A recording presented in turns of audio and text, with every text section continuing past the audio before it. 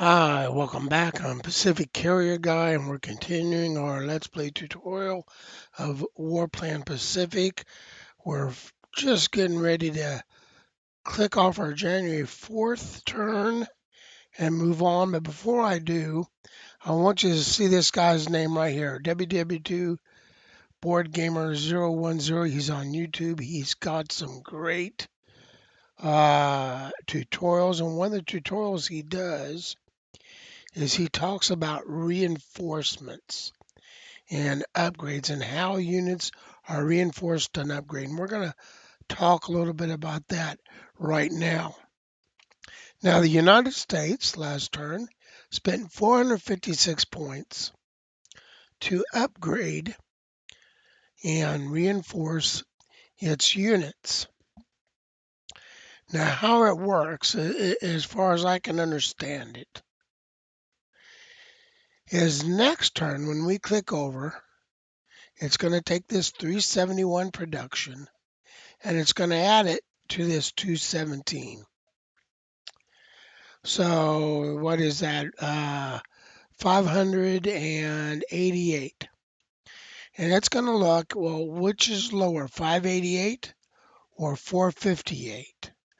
And it's going to say 458. So we want to, so it'll take the lower, it'll add this to this, and it'll take the lower, that new number, and this, and that's how many production points it will spend to reinforce units and upgrade them. And the way it does it is it looks at takes a unit and looks at a unit and says, okay, and here's all these units here, and it's gonna start off with naval units, and it starts off with anybody. So it's gonna look at the West Virginia first, and it's gonna say, okay, do we have enough production points to reinforce, or in this case repair it? If the answer to that is yes, well then it's gonna reinforce and repair it. Then it's gonna look if it need to be upgraded. It would say, okay, it doesn't move on now. It doesn't move on and do other reinforcements. It's still looking at West Virginia and says, okay, does it need to be upgraded?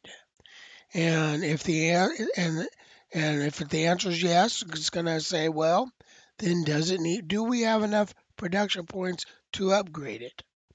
If the answer is no, then it's going to move on to the next unit, which in this case would be this air unit, and say, okay, do we have enough production points to reinforce it? If it does have enough reinforcement points, of course it's going to reinforce it, and then it's going to look, okay, do we have enough reinforcement points to upgrade the air unit? If the answer is yes, it upgrades it, and then it moves on to the next reinforcement, the next unit to check and see if it's reinforcements. So it reinforces first. It picks one unit. It reinforces it, upgrades it if it can, then it moves on to the next. Units can only increase 20%. So this guy here, he'll go up 4 is the most he'll go up. Okay, if we remember right, last turn we moved our CVs down here. I want people to notice, well, that's not our CVs. CVs are down here. I got all 4 of them: Lexington and Enterprise, Saratoga, and Yorktown. We're going to try to talk a little bit about tactics, but if I remember right, we spent our points, moved all our units. We're ready for the Japanese turn, but let's erase this guy's name. He's good, but we need to clear off our screen. There we go. Now we are ready to. This button sometimes highlights. Not sure why. Probably we got an advancement, but I don't know what it was. Okay, we're going to end a turn and let the Japanese go. One problem I have with this game, and it's not the game's problem, it's my problem, is most board games, and this is very similar to a board game. And so when you move a unit, oh, see, uh, we had the Canberra, we intercepted something, or they intercepted something. But most board games, when you move a unit, yeah, like if I'm moving and I move right here and I move all the way up there, you check along the path to see if it can get intercepted. In this game, this ship, now see now there, oh, he's moving all around. He attacked. But see, they were intercepted because they ended their movement there. It's not a Japanese ship can steam right along. Well, we're going to show it here in a minute. But a Japanese ship can steam right along us, and we won't intercept it. It's not till the end.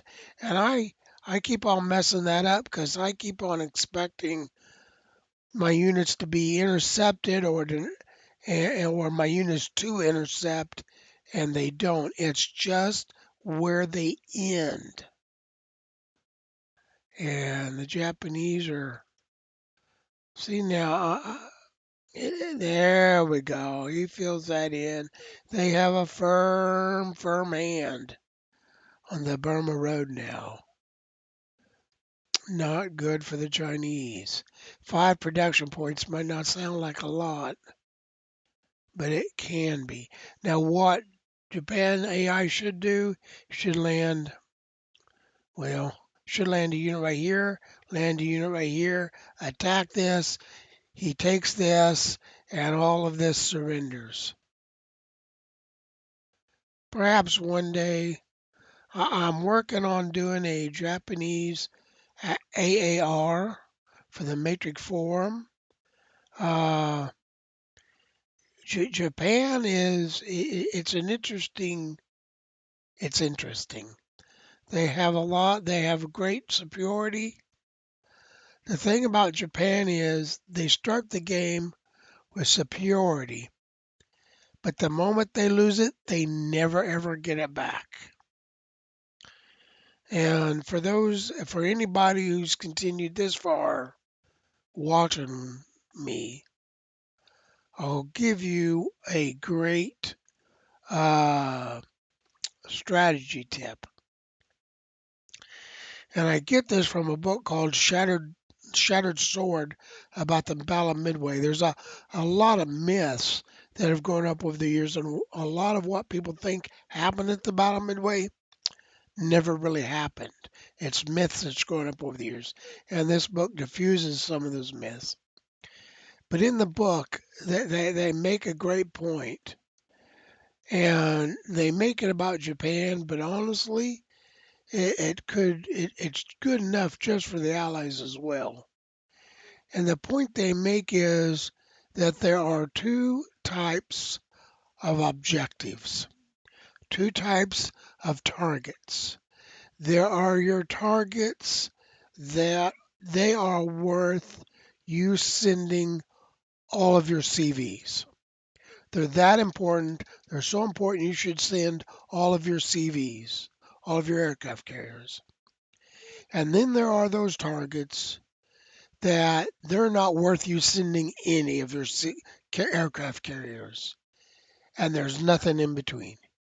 Either send them all or don't send any of them. And it's a really good strategy tip. Uh, when you deal with strategy and you look at stuff, one of the things they talk about is you want to bring mass. You want to bring more weight than the opponent, and you want to hit with mass. And that's a good point right there. Uh, and that's one way you do that. Instead of piecemealing off your CVs, bring them all at once. So we're going to be on January 18th turn, and we're there. India Brigade shattered. Five stockpile was destroyed by the Axis at 101.32. So come here, 101. Yep, down here they're knocking out supply. See, he had these guys within 4 hexes or 2 hexes, 2 hexes of it, 1, 2, right there. This naval unit, and he prevented supplies going into that port. Luckily, that port's not really supplying anything. We got some fleets on low supply.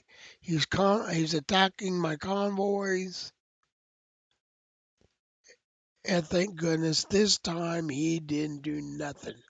I also noticed he had, he's got 3 submarines. Well, I don't know. He got the I-10. Looked like he attacked with 3 submarine groups, and I know Japan's got 4. I wonder what happened. So we can look right here and go through our list. Unit has low supply. Our submarine here that's wounded has low supply, but we're putting him in. Now let's make sure we're going to click right here. Yep, it's a size 6 port. We're going to put him right here, get him supplied and repaired. Unit has no supply source. Our unit says he's out of supply. He's got supply. Well, wait, I think this says it. Yep, see, their supply. It is so bad. And now part of this is the way supply works. We can talk about now. This is a supply source. So it starts off at 9. That's a full 9. And then you count how many operation points would it take you to move to the next X? Now here's a road, so it only takes 1. So we only subtract 1. It's an 8. But here we're talking jungle. We're talking, in this case, the weather's not bad. Over here, it's snow. So here we're moving from in the snow and hills. That takes the snow cost movement, the hills cost movement. You go from 9 to 5. Same thing. Now we're down to 1. Now this guy, he can extend our range a little bit and make sure that these guys at least get 1. At least that was my understanding. Let me check my. I'm gonna check my own personal little rules and clarifications guide I have going. And I am working on this. I've got something similar to this. There's something similar to this posted on the Matrix forums. I've expanded this a little bit. Okay, HQs increase the by +1 level to a max of 8 within a 5 hex radius. So this guy should, let's undo the move here. Within a 5 hex radius, but I don't know. Either my little thing's wrong, but I swear that's what it says in the manual. We're going to look in the manual real quick. We are going to look at the manual here. If I can, what I do is I bring up the manual in Acrobat, and then I'm going to search for HQ, increase supply in their area, and improve surrounding units. Combat effectiveness. Supply truck can be used at headquarters. Will supply increase map supply of friendly hexes within a 5 hex radius by +1 to 8. Hexes not in supply will have a map supply of level of 1. So we're going to screenshot this. Now, does this mean we have found a bug? Yeah, I'll be honest with you, I don't know. Yeah, it might be, in what I suspect is that it's not necessarily a bug, but I don't wonder if it's like this. It costs movement points. Well, it costs movement points out of this too, but we're going to go ahead and move him there. We're going to go into our next unit. Unit is out of supply. Singapore, yep, he has no supply source. We can't get any convoys into him, and so he's going to be out of supply. Still out of supply. Unit out of supply. Yep, we see that. But we want to keep him where he's at. He's got another turn or so. He's at a 2 now. He was at a 3. He, next turn he'll use 1, and same thing, out of supply, low supply, out of supply, low supply. Now this guy's in trouble. Okay. Now you see the yellow dot, that means he's already in low supply. He's only got 1. Now if we had a supply truck or air transport, we could do something. We're going to move him back.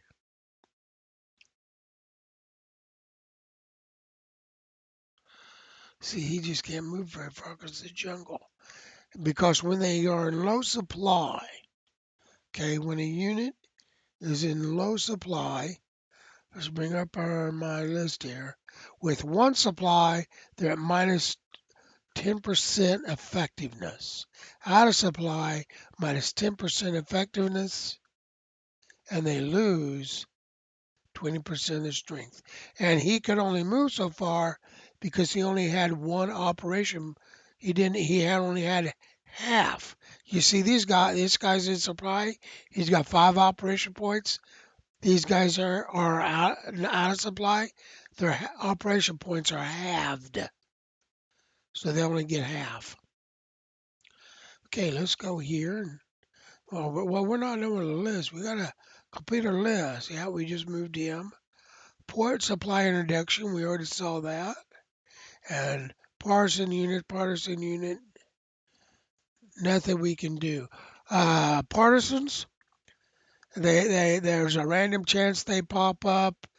If you've got a unit within 6 axis, 1, 3, 4, 1, 2, 3, 4, he's supposed to lower the chance.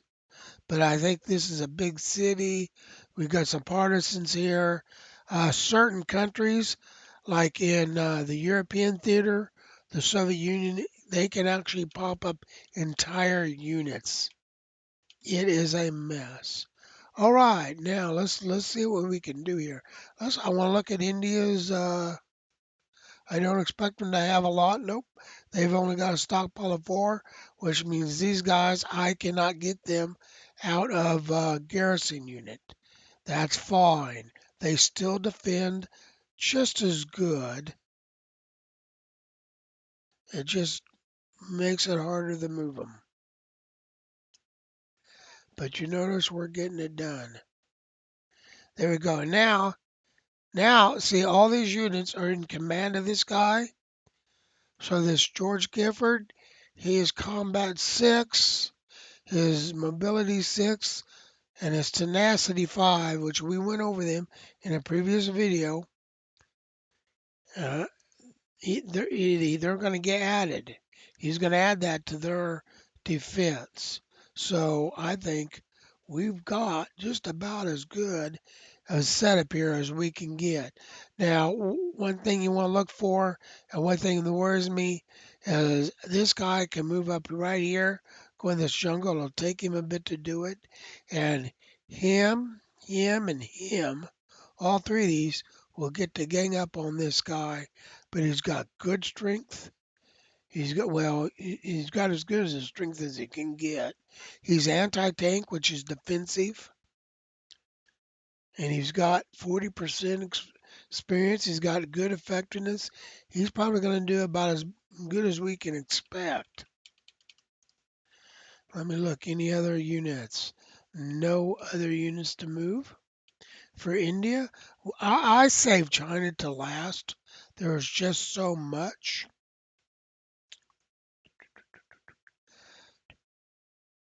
With a battle group is a major warship. The Hermes is in severe straits, though. It's crippled, and the way this works now, you'll notice their experience went up. But anytime a CV takes 50% of their damage or more, they cannot fly planes. Their their air units or the flight deck is so messed up they can't fly planes. Well, 50% of 3, he took 2 points. Yep, he's not flying any planes. He also needs repair. Now, one of the situations we have here, let's click off here. We need a size 5 or more port to repair. We got a size 3 here. We got a size 3 here. And Darwin is a size 2. Perth is a size 4. Size 3, size 4, size 1. You can see Davo, that's how I'm gonna say it. Size 3, size 1, size 2, and you can start to see we're gonna have a problem. The Philippines surrendered. We're gonna have a problem repairing him. But the closest place we can repair him here,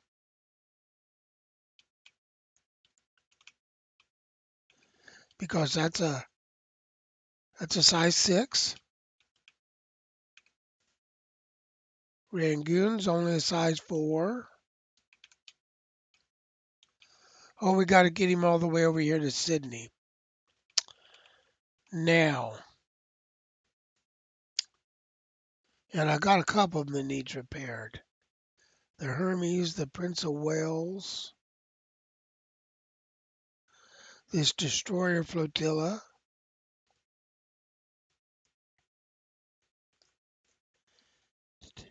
We're going to have them escorted by the Dutch cruiser, and they are going to try to make their way back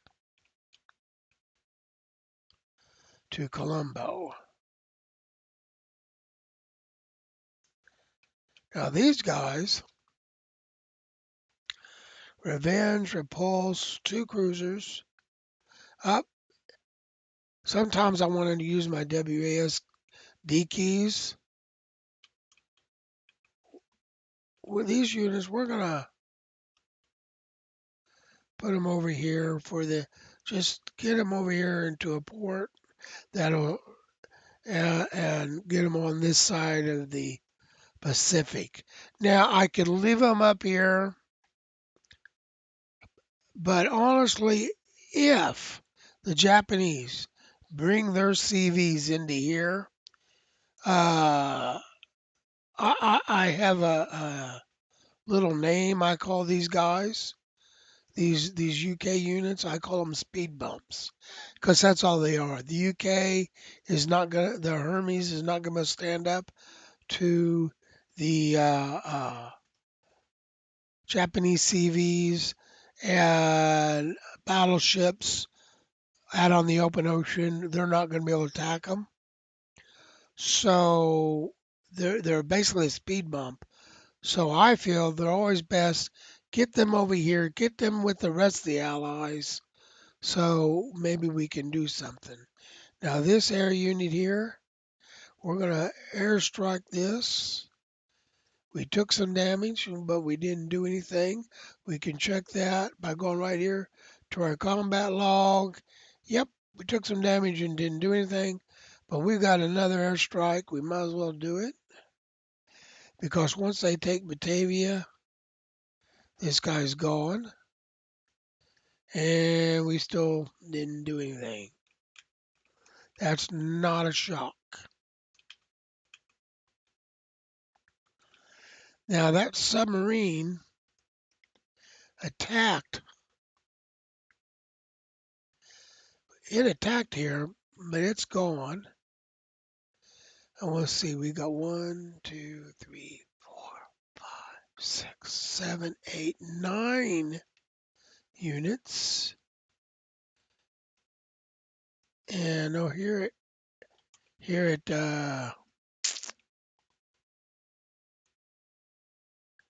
this is a size 6 port.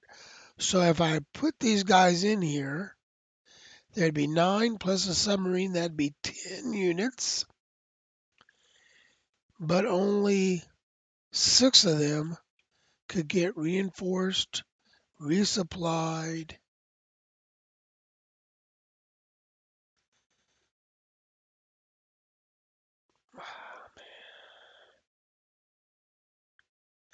You have to be careful where you put your submarines.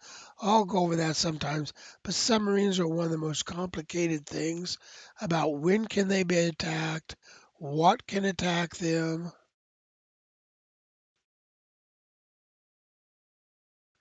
He's in fleet mode. We're going to put him there. Always want to check what mode you're in. Now we're in Raider mode. I'm putting him back up in Pearl. Save some oil maybe, but there's that submarine's gone. And if you look, I think we're all repaired up now. Well, the 13th DD still got to get repaired. But we're all repaired up now. Now we're on support. We're on radar, I mean. And we're on naval mode. But this unit, you cannot intercept out of a port. Okay. Just looking here, see if there's anything I need to do. I do need to do this. Now, the Canberra here is heavily damaged. So we're going to move down here, get them to Sydney. We can move the Houston, but we're gonna wait on the Houston. Now the Canberra is an Australian unit, so it will use Australia's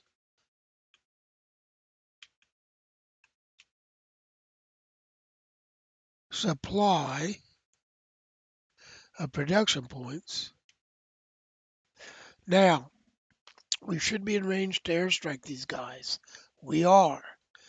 The question is, do we want to? You'd think the answer to that would be an obvious yes. And 2 ships in the air and with a cruiser group. And 2 ships in the air with a battle group.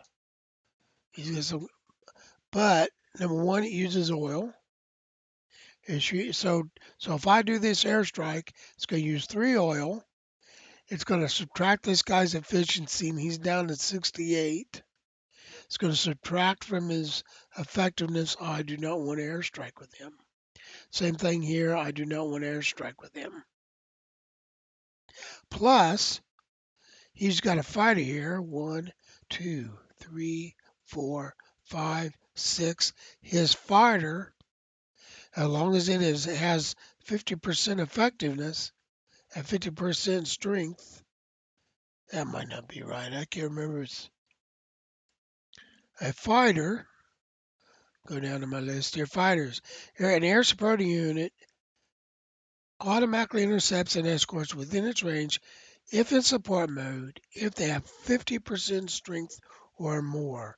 So if he's got 50% strength, he's automatically flying cover, if you will, for these guys. So I'm not going to attack them. There's not a whole lot as the Allies you can do real early on until you get transports. You can try to pick off units where you can pick off. Basically try to give what trouble you can give. Now this guy got attacked, had to retreat.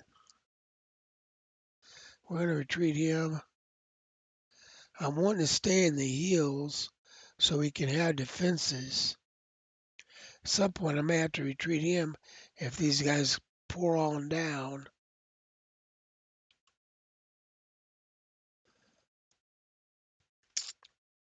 Now now the problem with the Chinese though, 69% effectiveness, that ain't too bad. 60%, that is not good.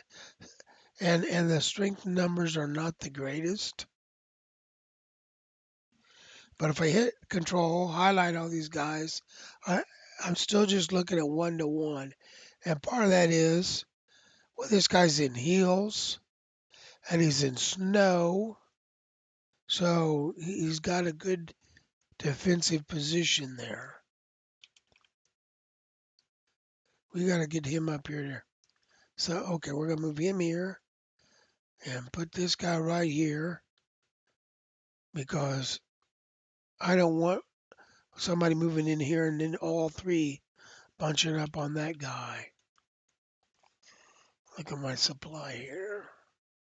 Oh, yeah, we got good supply there.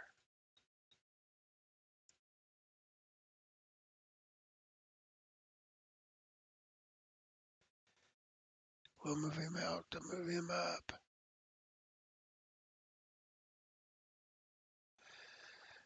You want to make sure a unit, at least, you know, some unit is in charge of them. See, it's taking him, even though it's a road, it's taking him so much to move because the snow. It's disappointing. Okay, I'm going to keep him in the city. It's a more defensive situation, and I'm not going to be moving him, and I'm not moving him. So we're going to put them on garrison duty. Save a little bit of production. If it wasn't for the 50% penalty in movement, in fact, we're going to go on ahead. These guys ain't moving. 50% reduction in movement. Put some of these units in garrison mode because the only thing it does is it halves their movement. Well, they're not moving, and it halves their attack. They're not attacking.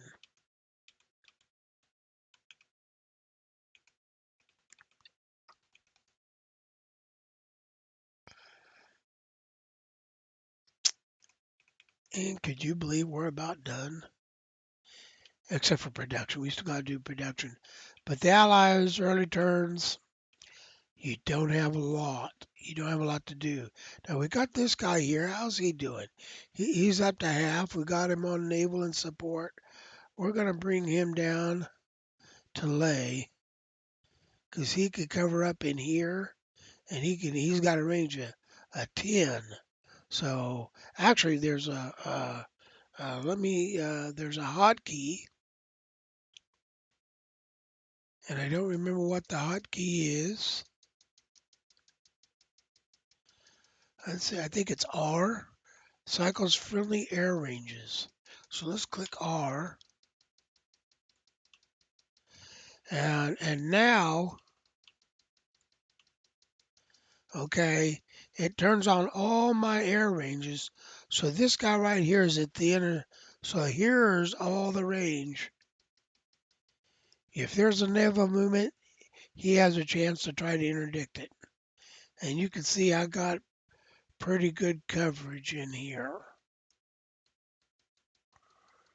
Trying to get coverage over the Solomons. He wants to move in there,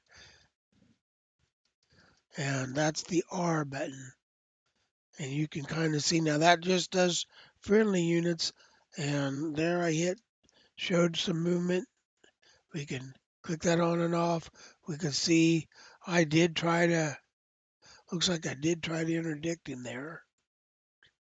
Last turn, Naval Interdiction. Well, okay, well, there was some surface interdiction. We Supply interdiction. He interdicted some supplies. Surface interdiction. The Canberra, these are coastal torpedo boats. Canberra attacked, nothing happened. The 4th, 5th, this New Zealand tactical group, it was down here. He tried to intercept it. He came out and fought, and nothing happened. Canberra attacked again, nothing happened. Then there was surface combat, and the battle cruiser Hawaii, the battle cruiser Karishma, they all the Canberra defended, but got heavily damaged. And he attacked here, but we held. A little bit of a loss.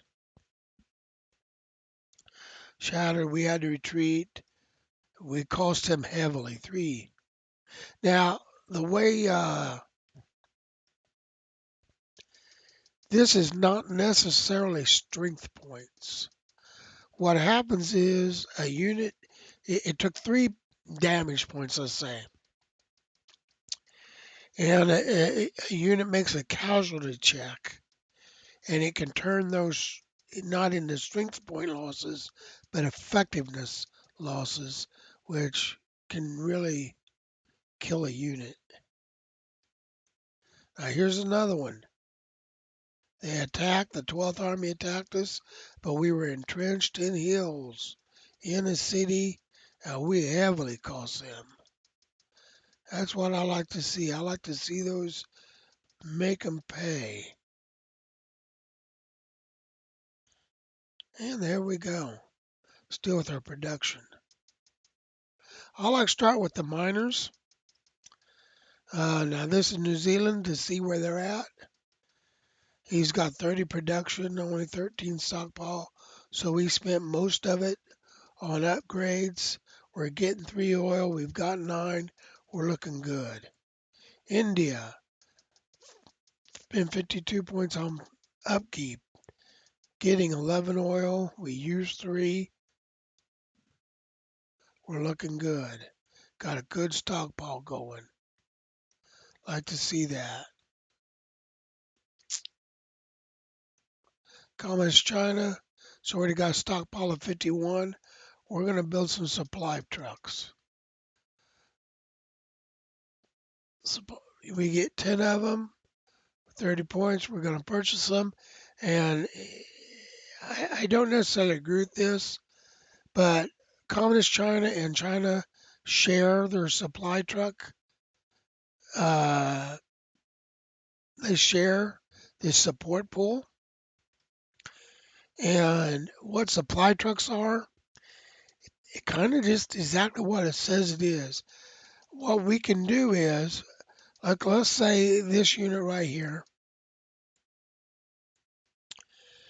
it's got 77% effectiveness. Better yet, well, I better not say that. Because I got to check a roll before I say it. But this guy right here, we'll use him.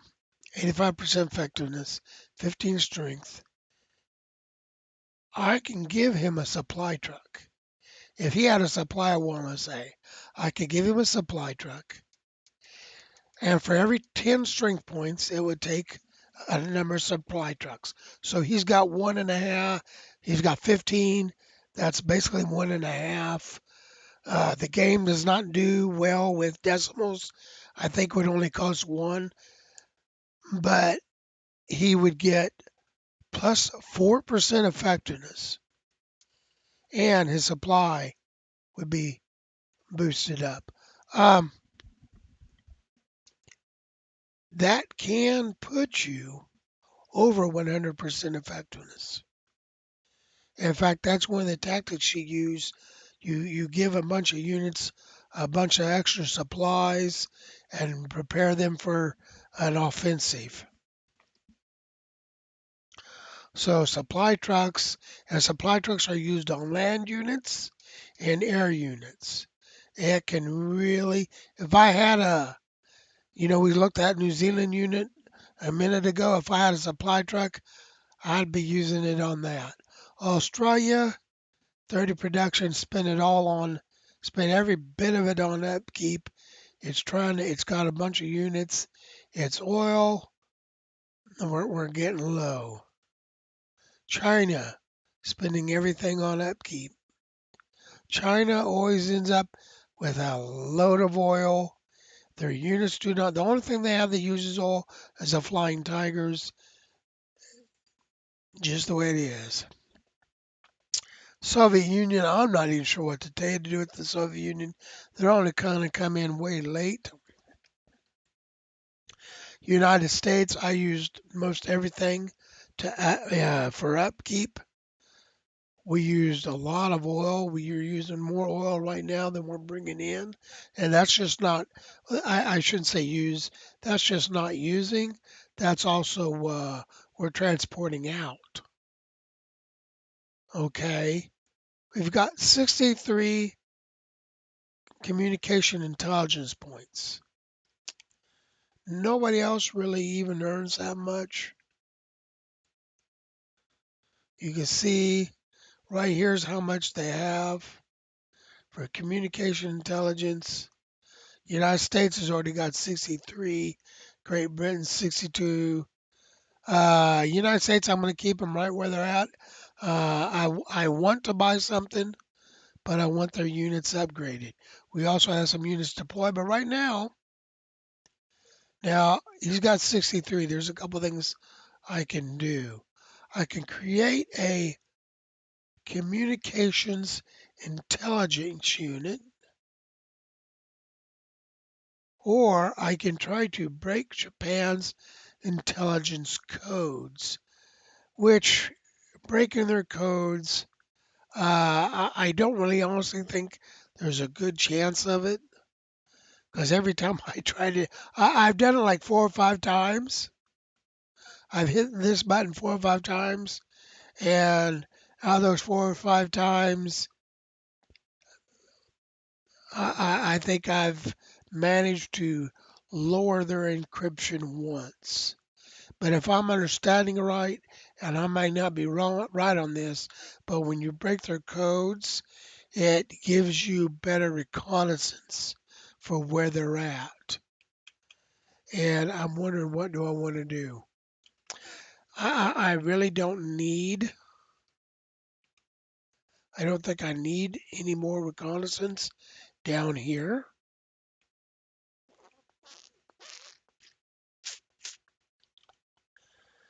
I'm not sure I want to spend it here.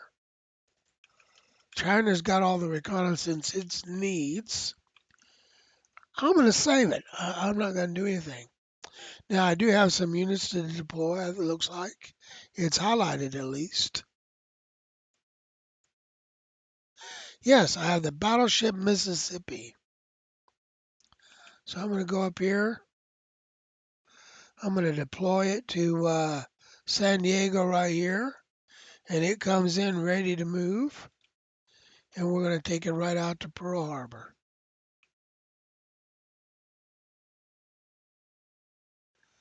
And I think that's the only thing that I've got. A lot of these guys do not have any units to deploy. Now you see we built Communist China supply trucks. They're going to come in April 18th. We're going to talk more about production, I think, next turn.